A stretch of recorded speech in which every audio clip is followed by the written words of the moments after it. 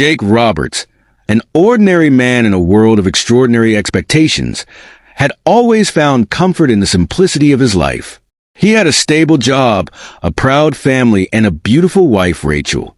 He never imagined that his life would take a drastic turn, especially on an unassuming evening in San Francisco. Jake had just concluded an important meeting and was seated at a fine dining restaurant, enjoying a quiet dinner. His phone buzzed, breaking his train of thought. It was a call from Rachel. "I don't know if you remember, but today is the day," Rachel began. Her voice had an unusual mix of excitement and nervousness. In the background, he could hear faint music, laughter, and chatter, sounds that unmistakably hinted she wasn't in the quiet confines of a hotel room. "Where are you?" Jake asked, a vague unease creeping over him. "I'm at a party with some industry friends," she replied hurriedly. "We met a famous TV star, Chris Knight. He came to our table, and we talked for a while." Her words were casual, but something about her tone felt off to Jake. "What are you talking about?" he asked, trying to maintain his composure. "I'm talking about the hall pass," Rachel said, her voice tinged with a disturbing confidence. The term hall pass echoed in Jake's mind like a thunderclap.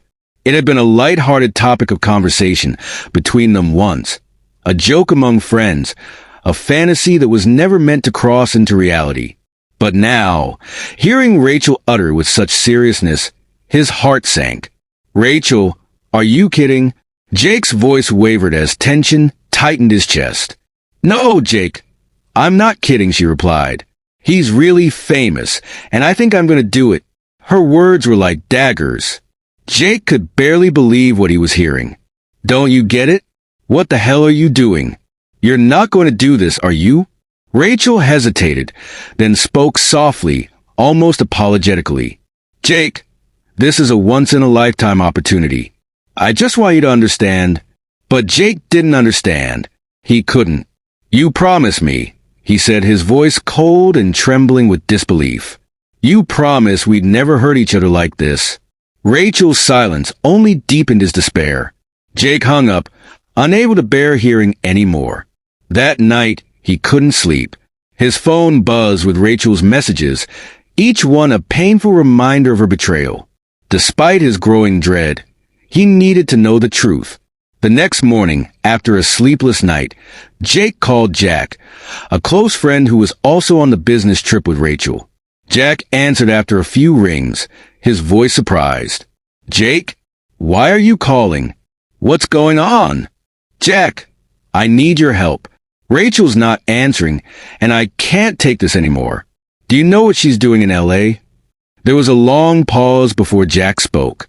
"Jake, I don't want to be the bearer of bad news, but if you want the truth, I'll tell you. Rachel went with Chris Knight last night." Jake's heart stopped. He barely heard the rest of what Jack said. Chris Knight, a man Jake only knew from television, was now the person Rachel had chosen over their life together. By the time Rachel returned home, Jake had prepared himself. He sat in the living room, his face a mask of restrained emotion. When the door opened, Rachel walked in with a hesitant smile, but her expression quickly changed when she saw him. "Jake, what's wrong? Why did you do this, Rachel?" he asked, his voice steady but cold. She forced a smile. "I don't understand. This is just an opportunity, Jake. A once-in-a-lifetime chance." Jake shook his head, his heart breaking with every word she spoke. "I don't care about your reasons anymore. You betrayed me, Rachel. You've destroyed everything we built together." Rachel stepped closer, trying to take his hand, but he pulled away. "Jake, don't do this. You have to understand. I just wanted to try it once. Try it once." Jake's voice rose. "Do you hear yourself? You've hurt me, hurt this family, and you think I can just forgive you?" Rachel's eyes filled with tears. "Jake, I've always felt emotionally neglected. You're always working, and I feel like I'm no longer important." Her words stung. For the first time, Jake realized he had been so consumed by work and his ambitions that he had failed to see her pain. But her betrayal could never be justified. How many excuses will you make? He asked, his voice breaking. You betrayed me, Rachel, and I can't. I won't forgive this. Rachel sobbed, reaching out to him. Jake, I love you. I don't want to lose you. But Jake shook his head. If you loved me, you wouldn't have done this. You wouldn't have broken us. The next day, Jake made a decision. He couldn't live with the deceit any longer. He met with Max, an old friend and skilled lawyer, to begin the process of ending his marriage. As painful as it was, Jake knew he deserved better. He deserved a life built on trust and respect, not betrayal. When I walked into Max's office, I felt the weight of the world pressing down on me. My friend and attorney, Max, looked up from his desk, his expression shifting to one of concern. Jake, what's going on? You don't look so good. I sat down heavily, tossing my phone onto his desk. My voice was strained as I said, I need your help. I need a divorce. Max leaned back in his chair, studying me carefully. What happened? I hesitated, swallowing hard. I found out my wife betrayed me. She's been seeing someone else, a TV star no less. I can't sit back and let this go. I need proof, and I need to do this the right way. My voice cracked with a mix of anger and sorrow. Max's gaze was steady. This isn't going to be easy, he said. Rachel won't just accept losing everything. She'll fight. The next day, Max called me with crucial evidence. Jake, I've got what we need, he said, his tone serious. The evidence was damning, but I knew Rachel wouldn't go down without a fight. When we finally faced each other in court, the tension in the room was suffocating. Rachel and her lawyer sat across from me, their confidence evident. Her lawyer's voice was sharp as he said, You have no concrete evidence. This is all based on your emotions and unfounded accusations. I stayed silent, my mind replaying the images and messages that Max had uncovered. I had to stay composed. Max stood up, presenting the evidence with meticulous precision. The courtroom fell silent as a video call between Rachel and her friend played, clearly revealing her relationship with Chris Knight. Rachel's face turned pale. She stood abruptly, her voice trembling.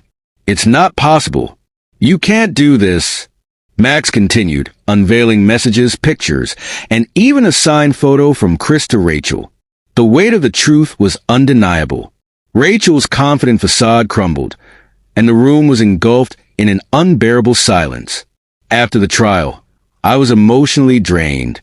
This wasn't just a legal battle over property or custody. It was a battle against memories, against the remnants of a broken relationship. When I returned home, the emptiness was palpable. Rachel wasn't there. She had left without a note or a call. The house felt cold, devoid of life. I sat alone, staring at my wedding ring. Forgiveness felt impossible. I couldn't continue living in lies. The marriage was over, and I had to accept that. To protect our children from the fallout, I had sent them to their grandparents. They didn't need to witness the disintegration of what once was a loving family. Days passed without any word from Rachel. Yet, I couldn't erase her image from my mind. I had loved her deeply, and her betrayal felt like a knife to the heart. Then, one night, I received an unexpected call. It was Rachel's mother. Jake, son, Rachel wants to talk to you, she said, her voice laced with concern. She's at my house. She's been crying and wants to apologize. Doubt gnawed at me. Was Rachel truly remorseful, or was she trying to salvage her image? Despite my reservations, I knew I had to face her. When I arrived, my heart pounded in my chest. Rachel sat on the couch, her eyes red and swollen from crying. The room was heavy with unspoken words. Jake, I don't know what to say, she began, her voice breaking. I know I was wrong. I can't forgive myself. I looked at her, my emotions a whirlwind of pain and anger. Rachel, do you think words can erase everything you've done? You've destroyed this family, my trust, everything. Tears streamed down her face as she whispered, You don't understand. I love you, Jake. I really do. But I felt so neglected, so forgotten. When Chris came along, he made me feel noticed, loved again. Her words cut deep, but I couldn't let her justification overshadow the hurt she'd caused. If you loved me, why didn't you tell me how you felt? Why didn't you talk to me instead of seeking solace elsewhere? Rachel's voice was barely audible. I was weak. I made a mistake, a terrible mistake. But I want to fix this. I want to fix us. I stood up, my resolve firm. You say you love me, but your actions don't show that. Trust is the foundation of any relationship, and you've shattered it. I can't live like this. Her pleas followed me as I walked out. But my decision was made. The marriage was beyond saving. A few days later, I met with a lawyer to start the divorce proceedings. I couldn't continue living in the shadows of deceit. On the day the papers were signed, I felt a mix of emptiness and freedom. Rachel tried to reach out, but I ignored her calls. There was nothing left to say. Friends and family looked at me differently, their sympathy clear. But they couldn't fully understand the depth of my pain. Divorce wasn't just the end of a relationship. It was a transformation. It forced me to confront the truth, endure the pain, and make difficult decisions.